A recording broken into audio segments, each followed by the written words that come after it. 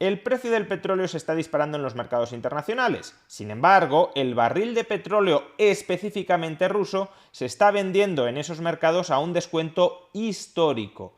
Las compañías privadas de Occidente no quieren comprar petróleo ruso.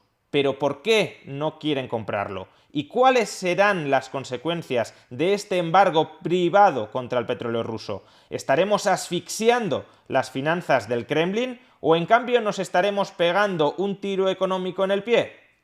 Veámoslo.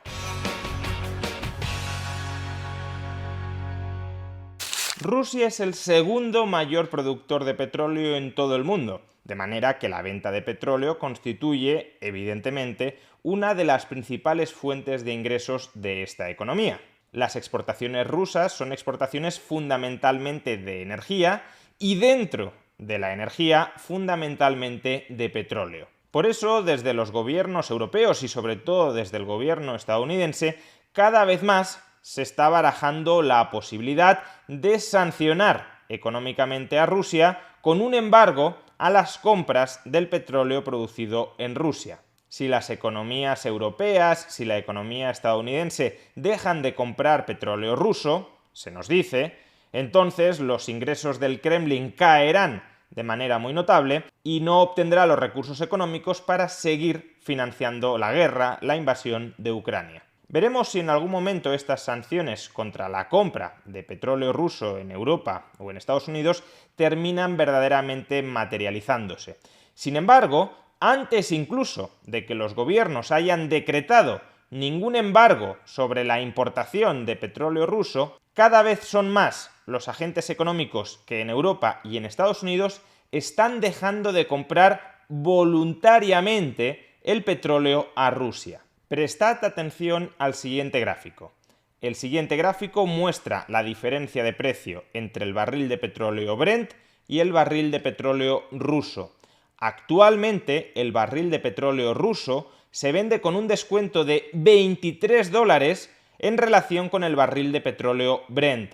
Y eso es algo que nunca había ocurrido en la historia. Lo normal es que ambos barriles de petróleo coticen más o menos al mismo precio.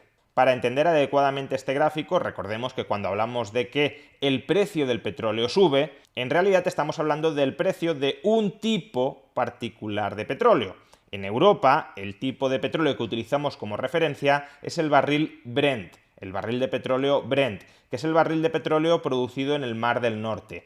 Ese no es el barril de petróleo ruso. El barril de petróleo ruso es el barril de petróleo de los Urales. Y normalmente, como el petróleo Brent proporciona una calidad similar al petróleo de los Urales, como observamos en el gráfico, el precio de ambos barriles es similar, es muy cercano. Ahora mismo, sin embargo, el precio de petróleo de los Urales, el precio del petróleo ruso, está cotizando alrededor de un 20% por debajo del precio del barril de petróleo Brent.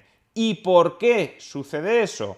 Pues sucede eso porque hay muchos agentes económicos en Occidente que no quieren comprar, que no quieren tocar el barril de petróleo ruso. Concretamente, se estima que 2/3 de toda la producción de petróleo rusa tiene ahora mismo dificultades para encontrar comprador en el mercado.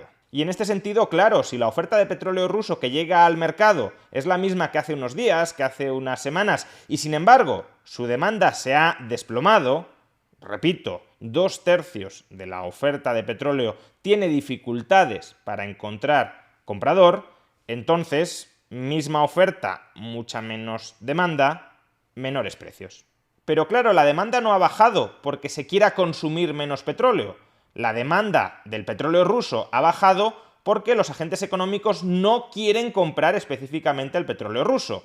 ¿Qué implica esto? Pues que todos aquellos que han dejado de comprar petróleo ruso y siguen necesitando de petróleo, comprarán otros tipos de petróleo, por ejemplo, el petróleo Brent. Y eso hará subir todavía más el precio del barril de petróleo Brent y por tanto ensanchará el diferencial entre el precio del barril de petróleo Brent y el precio del petróleo ruso. ¿Pero por qué tantos inversores occidentales están dejando de comprar petróleo ruso? Pues fundamentalmente existen 3 razones. La primera la podríamos llamar responsabilidad social corporativa. En un vídeo anterior ya estudiamos cómo muchas compañías europeas y estadounidenses se están marchando de Rusia porque no quieren tener absolutamente nada que ver con una economía cuyo régimen político está invadiendo otro país, como es el caso de Ucrania.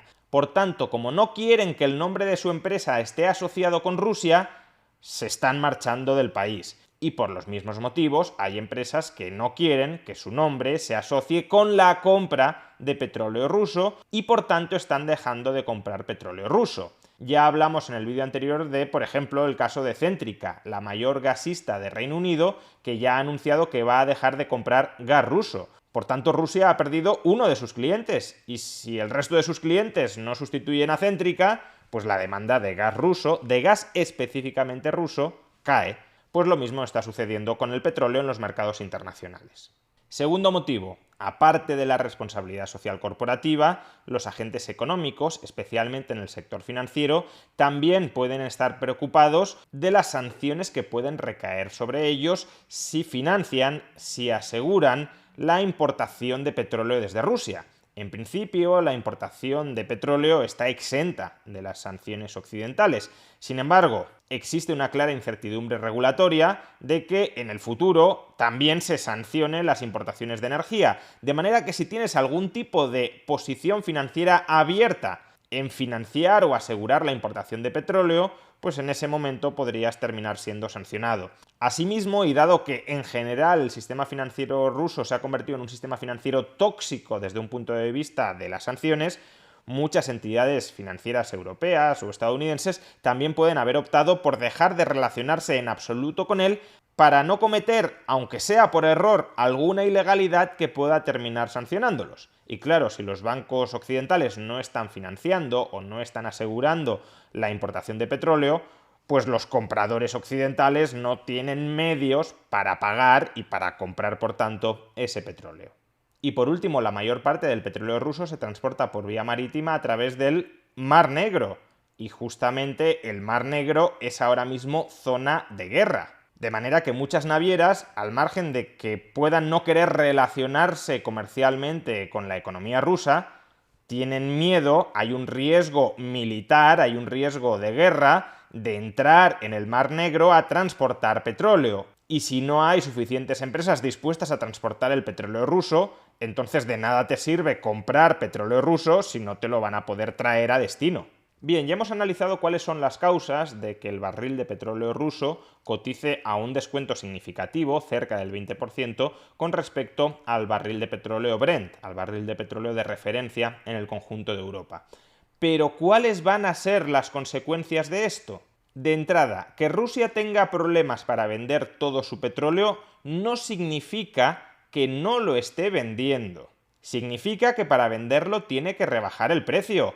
Pero tras rebajar el precio, unos $23 por barril, lo termina vendiendo.